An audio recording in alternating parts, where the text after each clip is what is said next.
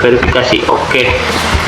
Nah, di sini ada secara otomatis akan keluar nomor NIB kita, nama.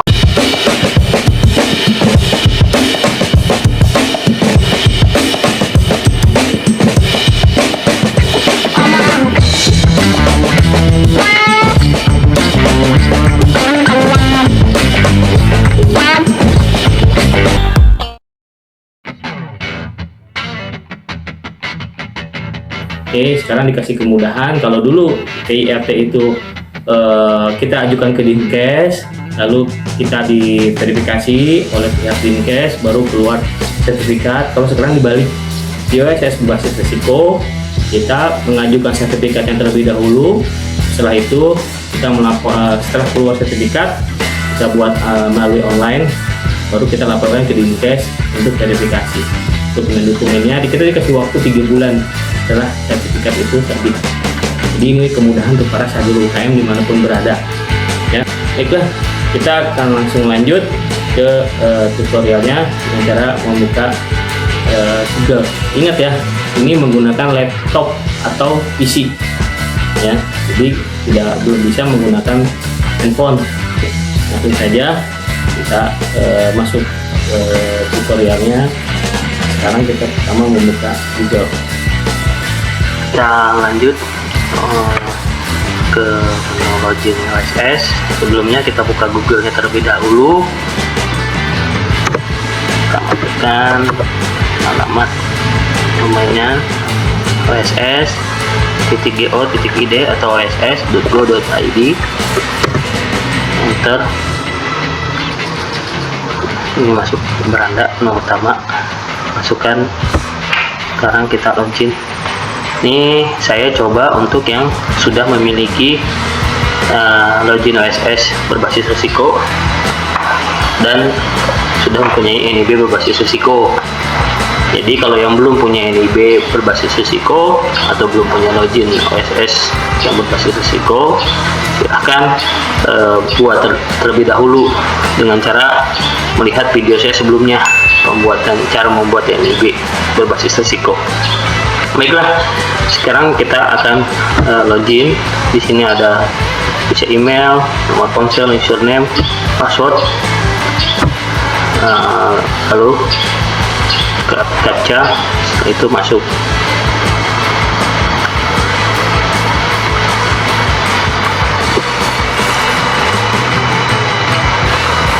Kita masuk menu beranda di oss.go.id. Saya pilih yang PB UMKM.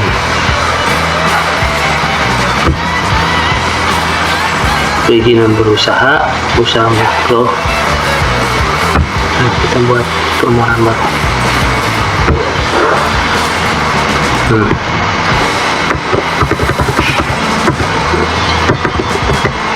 Nah, setelah tampil seperti ini, sekali lagi ini yang sudah memiliki NIB. Setelah tampil begini, kita terus proses perizinan usaha UMKU. Ini sebagai penunjang, ajukan perizinan berusaha. Nah, di sini kita pilih. Ini ada, saya besarkan, kita kebawakan. Nah, jika perizinan berusaha UMKU yang Anda cari tidak dapat di atas, silakan pilih perizinan berusaha UMKU lainnya di sini. Nah, ini bisa dilihat dari sini. Nah, kita coba dulu dengan search SPPIRT.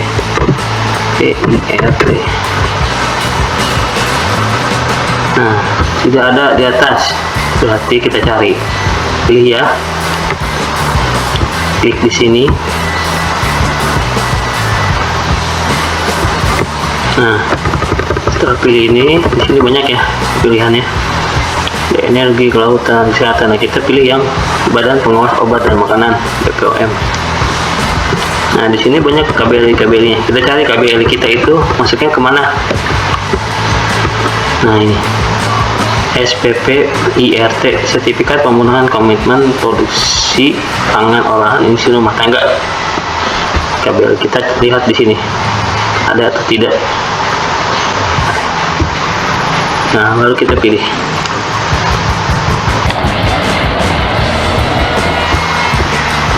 Ini seperti ini. Lalu kita di sini. Nah, ini lihat sudah tersedia. Berarti nanti kita searchnya di sini sertifikat pemenuhan komitmen produksi. Nah, dari sini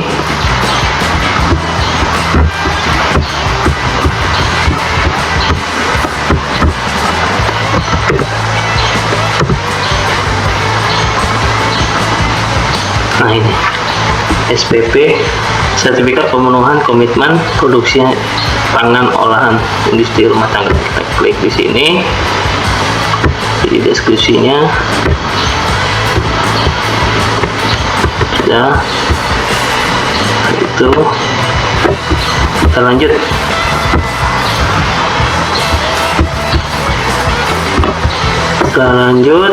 Pemenuhan persyaratan. Di sini ada ajukan, ada pemenuhan. Kita penuhi dulu persyaratannya. Nah, kita masuk ke spppirt.com.go.id. NIB terverifikasi. Oke. Nah, di sini ada secara otomatis akan keluar nomor NIB kita, nama pelaku usahanya, NIK-nya, nomor handphone, email, semuanya akan ada. Tapi di sini ada yang harus kita lihat, sesuaikan. Contohnya nama usahanya apa? Nama usahanya merek kita. Nah, ini masukkan, kita dikasih username sesuai dengan nomor NIB. Nah, NIB-nya itu menjadi username. Passwordnya kita bikin sendiri, minimal 6 karakter. Klik.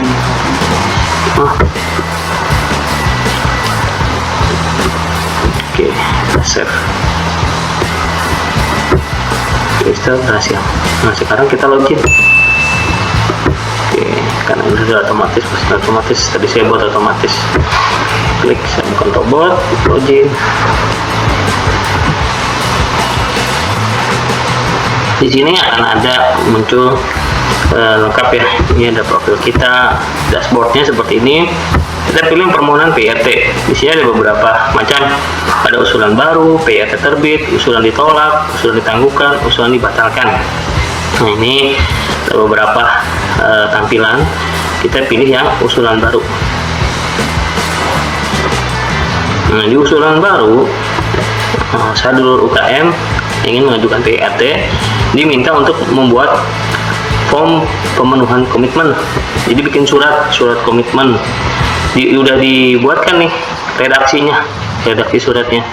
Salinilah atau print pernyataan berikut, bisa diketik lalu di print atau ditulis tangan dengan dibubuhkan tanda tangan.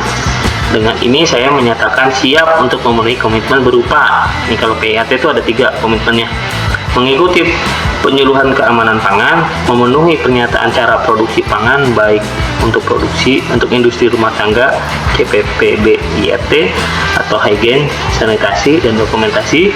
Yang ketiga, memenuhi ketentuan label dan iklan pangan olahan. Ini udah dibuatkan redaksinya, jadi tinggal di copy. Ini yang saya blok. Nah, bisa ditulis ulang. Nah, ini yang saya blok, ini ditulis ulang. Terus dijadikan filenya itu formatnya PDF, JPEG, PNG atau JPG atau JPEG. Nah, setelah kita buat nih tanda tangan dengan surat yang sama redaksinya seperti ini, lalu kita upload filenya. Oke, jika sudah pernyataannya di-upload, lalu simpan. Nah, langkah berikutnya akan tampil seperti ini. Ada kurang lebih 5 tahapan. Yang pertama itu akan muncul data pelaku usaha. Nah, kita cek nih, takutnya ada kesalahan. Nah, kalau udah benar semuanya, data dirinya sudah benar, sesuai, lalu dilanjutkan. Lanjutkan, masuk ke tahap kedua. Tahap kedua ini nama produk pangannya. Ini pilih, berikutnya kita pilih jenis pangannya, keripik buah. Jadi di sini nama produk pangannya, jenis produknya apa, Terus akan keluar pilihannya juga nama jenis pangan, pilih kemasannya, plastik. Proses produksinya digoreng. Kita bisa pilih nih, digoreng, pengasaman, penggorengan, pengukusan. Nah, kita pilih yang penggorengan. Cara penyimpanannya kita pilih dalam pendingin suhu ruang. Kalau keripik-keripik itu biasanya di suhu ruang.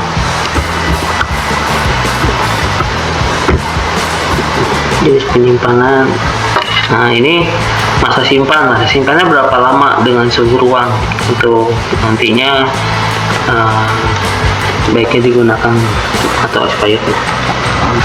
Masa simpannya 6 bulan. Masa simpannya nanti di sini jenis simpannya berapa bulan, terus masa simpan bisa juga misalkan lama nih produk saya bisa sampai setahun, seminggu, hari. Nah, ini tinggal tentukan misalkan hari berapa hari, minggu berapa minggu ya. Setelah itu oke, komposisi. Nah, ini isi bersih dulu, isi bersih.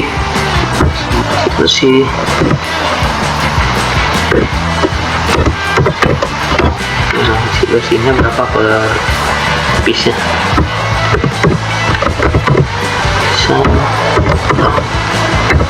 5 garam. Terus kita next. Nah, di sini masuk ke langkah ketiga. Langkah ketiga, kita lihat yang ada di label kita. Standarnya kan ada nama produk, komposisi, berat bersih. Nah, halal ada atau tidak? Kalau misalkan belum ada, kita klik checklist tidak. Tanggal kode produksi itu harus ada dalam stok kemasan. Keterangan kadaluarsa atau baiknya digunakan sebelum harus ada. Asal-usul pangan tertentu kalau memang ada, kalau nggak ada tidak. Informasi gizi kalau memang sudah ada melalui lab itu cantumkan, kalau enggak tidak. Keterangan lainnya misalkan keterangan lainnya itu gemar makan ikan, itu bisa boleh dimasukkan. Cintai produk, beli produk UMKM ya, atau 100% Bogor pisang, kalau di Bogor itu dicantumkan. Itu namanya keterangan lainnya. Oke, sekarang kita upload labelnya. Kalau memang label kesulitan membuatnya, bisa menghubungi nomor di bawah ini atau salira.desain.id di IG-nya ya. Nomor WA-nya silakan dihubungi di bawah ini untuk bisa kami bantu pembuatan label yang berstandar PIRT. Nah, setelah ini kita pilih yang next berikutnya. Nah, setelah next akan muncul seperti ini. Mohon diisi semua field untuk dapat mengajukan ke tahap berikutnya. Nah, checklist aja, cukup checklist. Nah, konfirmasi dengan ini saya menyatakan siap untuk memenuhi komitmen berupa yang tadi saya sebutkan ya. Ada 3 poin. Akan dilaksanakan dalam waktu 3 bulan. Jadi batasnya 3 bulan. Kalau nggak dilaksanakan ya mungkin kemungkinan dibatalkan oleh pihak Dinkes atau pemerintah kota atau kabupaten. Ya, jadi tetap walaupun ini ke pusat, tapi untuk kelanjutan berkas-berkasnya diverifikasi oleh pihak kota atau kabupaten. Cuma bedanya dulu itu disurvei dulu, baru keluar sertifikat. Kalau sekarang tidak, sertifikat keluar, baru nanti pemberkasan menyusul. Setelah oke semua 3 bulan, jadi setelah ini dapat, tolong menghubungi dinas kesehatan kota atau kabupatennya. Kita submit. Selesai, berhasil. Selamat mengajukan izin PIRT Anda berhasil. Ya, nih. Udah berhasil. Sinkronis data. Ya. Oke. Sukses sinkronis data ke OSS. Ya. Nah, ini hasilnya. Sudah terkirim ke OSS. Izin PIRT-nya sudah keluar jadi. Nah, ini yang perlu di poin 13 ini, komitmen teman-teman sadulur untuk mengisi komitmen yang tadi dibilang selama dikasih waktu 3 bulan. kita sudah melihat tutorialnya dalam 15 menit kita bisa membuat izin PIRT, dan itu sudah bisa digunakan nomor PIRT-nya. Jadi jangan lupa kita harus memenuhi 3 komitmennya. Yang pertama, mengikuti pelatihan PKP ya yang ada diselenggarakan oleh dinas kota atau kabupatennya pangan. PKP itu pelatihan keamanan pangannya. Nah, yang kedua, memenuhi dokumen. Nah, ini 3 bulan loh, jangan sampai keenakan nih udah dapat nomor PRT terus kita nggak penuhi. Dokumennya pun mudah. Dokumennya diantaranya ada catatan produksi, checklist jadwal kebersihan berkala itu ditempel di tempat produksi, terus ada daftar peralatan yang digunakan, terus diagram proses kayak model flowchart. Nah, di situ acuannya SOP. SOP juga kita buat, misalkan SOP menggoreng pisangnya dalam waktu berapa menit, terus dalam SOP kemasannya seperti apa, cara mengemasnya, kayak itu dituangkan dalam sebuah SOP. Setelah itu membuat layout produksi. Produksi juga harus kita buat, dikasih panah-panahnya, misalkan nih area produksi, area kemasan, area finish good, nah terus area bahan baku. Jangan lupa bikin peta menuju tempat produksi. Nah, inilah fungsinya di mana Dinkes nanti ketika survei ke tempat kita acuannya dari peta. Contohnya seperti ini ada, terus bikin tata tertib, bikin tata cara penentuan kode produksi. Nah, tata cara penentuan kode produksi yang tahu dari kita semua nih, seluruh UKM produsennya. Akan kita cantumkan singkatan dari produknya, keripik pisang KP. Kita mau kode produksinya 01 itu menentukan bahwa itu misalkan tanggal atau bulan. Nah, terus 12 itu tahun misalkan, kita contohkan. Itu yang buat dari teman-teman dari UKM ya. Jadi jangan sampai kita kelupaan setelah dapat PIRT kita tidak membuat komitmennya. Kalau 3 bulan tidak dipenuhi, ada kemungkinan izinnya dicabut ya. Jadi saya harapkan bahwa izin itu komitmennya dipenuhi 3 bulan. Dan nanti dari Dinkes juga mungkin ada revisi ketika Dinkesnya verifikasi. Jadi kalau dulu itu Dinkes datang dulu, berkas terlebih dahulu, baru keluar sertifikat. Kalau sekarang dibalik, sertifikatnya keluar terlebih dahulu, barulah terjadi verifikasi. Ini karena berkas dan PKP-nya itu bisa menyusul.